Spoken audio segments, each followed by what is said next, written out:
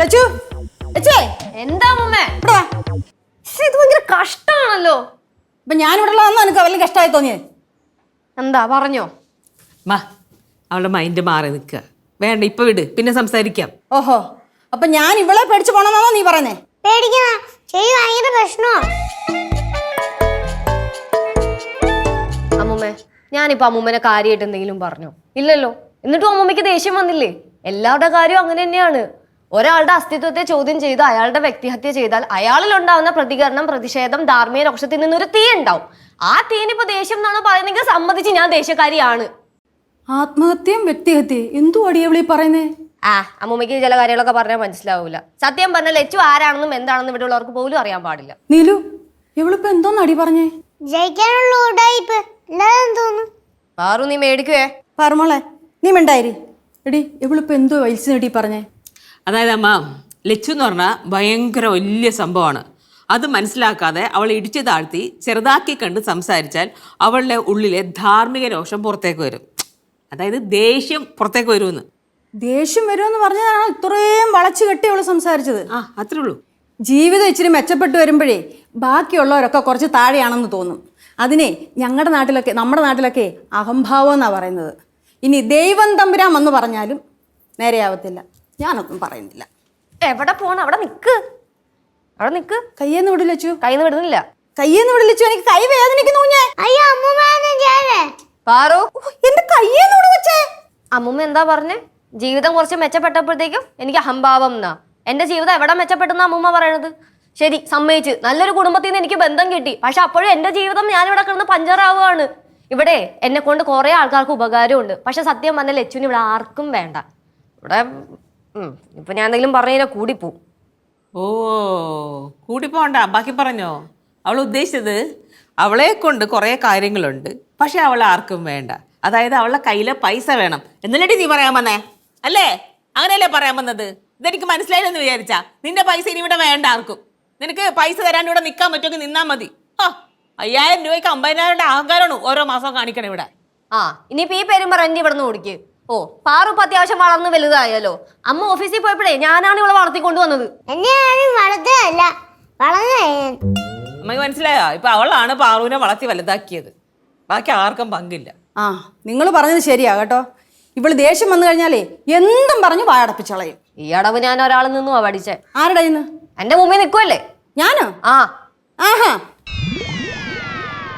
അമ്മൂമ്മ എങ്ങോട്ടാ പോയി? എനിക്കെങ്ങനെ അറിയാം?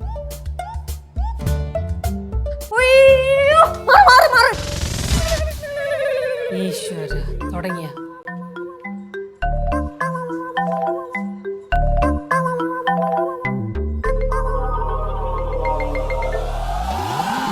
മാ, ഇന്ന് തന്നെ വേണം, നാളെ പോയാൽ പോരാമ്മാ? അയ്യോ, അച്ഛനോട് ഇന്ന് തന്നെ ഇല്ലോ എന്ന് പറഞ്ഞിട്ടല്ലേ പോരുന്നേ.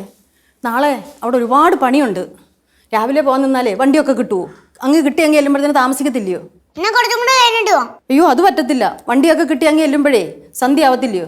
ബാലുവിനോട് പറഞ്ഞേരെ, പിള്ളേരോടും പറയണേ. അമ്മ, ലച്ചുനോട് പറയണില്ലേ? അവളോട് ഞാൻ ഇനി ഒരു വകമുണ്ടത്തില്ല. കണ്ടാ നോക്കത്ത് പോലും ഇല്ലല്ലോ. ഭവാനിയെ ഒരു തീരുമാനം എടുത്തതാ. ചേച്ചിയെ കാണാനില്ലല്ലോ, ഓടിച്ചിട്ടില്ലേ? അവള് ചിലപ്പോഴേ അപ്പുറത്തെ വീടിന്റെ ബാക്ക് സൈഡിൽ അങ്ങനെ നിന്ന് ഫോൺ ചെയ്യണ്ടാവും. അമ്മേനെ പേടിച്ചിട്ടായിരിക്കും ഇങ്ങോട്ട് വരാത്തത്. അവക്കിപ്പോ ആരെയും പേടിയില്ല. അവളിപ്പം വലിയ കാശുകാരനായ പേർഷ്യക്കാരന്റെ ഭാര്യ ഇല്ലയോ? അമ്മൂമ്മ അങ്ങനത്തെ വർത്താനം പറയരുത് കേട്ടാ. ഈ സിദ്ധു അയച്ചു തന്ന പൈസ ഒക്കെ ഞാൻ ബാങ്കിൽ തന്നെ ഇട്ടിട്ടുള്ളത്. പിന്നെ ഭാര്യ എന്ന രീതിയിൽ ചെലവിന് കുറച്ച് കാശൊക്കെ എടുത്തിട്ടുണ്ട്, അത്രേ ഉള്ളൂ. എനിക്കിനി നിന്നോട് സംസാരിക്കാൻ താല്പര്യമില്ല. നീയുമായിട്ട് എനിക്ക് ഒരു ബന്ധമില്ല. എൻ്റെ ചെറുമക്കളിലെ നിന്നെ ഞാൻ കുറച്ച് കൂടുതൽ സ്നേഹിച്ചു പോയി. അതാ എനിക്ക് പറ്റിയ തെറ്റ്. സംസാരിക്കാൻ താല്പര്യമില്ലെങ്കിൽ സംസാരിക്കണ്ട. സംസാരിക്കുന്നില്ല. ദൈവമേ പറയുന്ന കേട്ടോ. മിണ്ടായി പാറു. ലച്ചുവായി, ഇത്ര നേരം ഞാൻ വിചാരിച്ചത് തമാശയാണെന്നാണ്. ലച്ചു അമ്മൂമ്മ അടുത്ത് എങ്ങനെയാണോ സംസാരിക്കേണ്ടത്? അമ്മ ഒരു വഴിക്ക് പോകാൻ ഇറങ്ങിയിരിക്കുകയല്ലേ അല്ലേ? സോറി പറഞ്ഞ ലച്ചു. എനിക്കാരുടെ സോറി ഒന്നും കേൾക്കണ്ട. കേട്ടല്ലോ, സോറി കേൾക്കണ്ടെന്ന്. ഇനി ഞാൻ പറയില്ല. ഒരു കാര്യം കൂടെ പറഞ്ഞേക്കാം. ആഴ്ചയിൽ 1-2 ദിവസമേ എൻ്റെ സുഖവിവരം അന്വേഷിച്ചിട്ടുള്ള നിന്റെ ഒരു ഫോൺ വിളി ഉണ്ടല്ലോ, അതിനി വേണ്ട. അപ്പൊ ഇപ്പോഴാണ് മനസ്സിലായത് ഇവിടുത്തെ ന്യൂസൊക്കെ അമ്മ ഇങ്ങനെയാണ് അറിഞ്ഞുകൊണ്ടിരുന്നത് അല്ലേ? നില്ലു മോളെ, ഞാൻ പോവാന്നേ. പറു മക്കളെ. വെച്ചു കേട്ടല്ല. ഇനി എന്നെ വിളിക്കുകയും ചെയ്യരുത്, എന്നോട് സംസാരിക്കുകയും ചെയ്തേക്കരുത്. ഞാൻ വിളിക്കൊന്നുമില്ല. അമ്മൂമ്മയ്ക്ക് വാശിയാണെങ്കിലേ എനിക്കും വാശി തന്നെയാ. ഞാൻ അമ്മൂമ്മയുടെ കൊച്ചുമോളല്ലേ. ഇപ്പൊ അച്ഛൻ പറയുന്നത് ശരിയെന്ന് എനിക്ക് തോന്നുന്നത്. അച്ഛൻ എന്തോന്നാടി പറഞ്ഞേ? ലോകത്ത് ആരെ സ്നേഹിച്ചാലും മാമിയെ സ്നേഹിക്കാൻ കൊള്ളൂലാന്ന്. എന്തോ?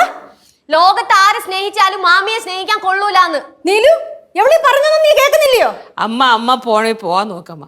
അവൾ അങ്ങനെ പലതും പറയും. ബാലു തമാശക്ക് പറഞ്ഞതാ, ഇത് സീരിയസ് ആയിട്ടൊന്നും പറയണമെന്നല്ല. ഒരു കാര്യം ഞാൻ തീർത്ത് പറഞ്ഞേക്കാം. ഈ കുടുംബത്തിൽ നിന്ന് 4 ചെറുമക്കൾ എന്നെ ഇനി അമ്മൂമ്മയെന്ന് വിളിച്ചാൽ മതി. ഞാൻ ഇറങ്ങുവാ. പാവം അമ്മൂമ്മ. ചേച്ചി ഇങ്ങനെ നിപ്പാണ്ടില്ലേ? ലച്ചു, അച്ഛൻ വരട്ടെ, ഞാൻ പറഞ്ഞു കൊടുക്കാം. എന്തെന്നാമ ഇത്? അമ്മയ്ക്ക് അറിയാവുന്നതല്ലേ എനിക്ക് അമ്മൂമ്മേനെ എന്തോരം ഇഷ്ടമാണെന്ന്. അമ്മൂമ്മയെങ്കിലും എന്നെ മനസ്സിലാക്കുമെന്ന് ഞാൻ വിചാരിച്ചതാ. ഇപ്പൊ അതുമില്ല. ഇപ്പൊ സമാധാനമായല്ല വിഷമിപ്പിച്ചു വിട്ടപ്പോ. നിർത്തടി എന്റെ കള്ളക്കരച്ചില്. ഇത് പോയില്ലേ? അമ്മൂമ്മ പോയി. എനിക്ക് അമ്മൂമ്മ അടുത്ത് മിണ്ടൊന്നും വേണ്ട. നീ മിണ്ടൂലേ? ഇല്ല. എടി ഭവാനിയുടെ ചെറുമോളെ, എടി അമ്മൂമ്മയ്ക്കൊരു ഉമ്മ അടി. എടി അമ്മൂമ്മയ്ക്കൊരു ഉമ്മ തരാൻ.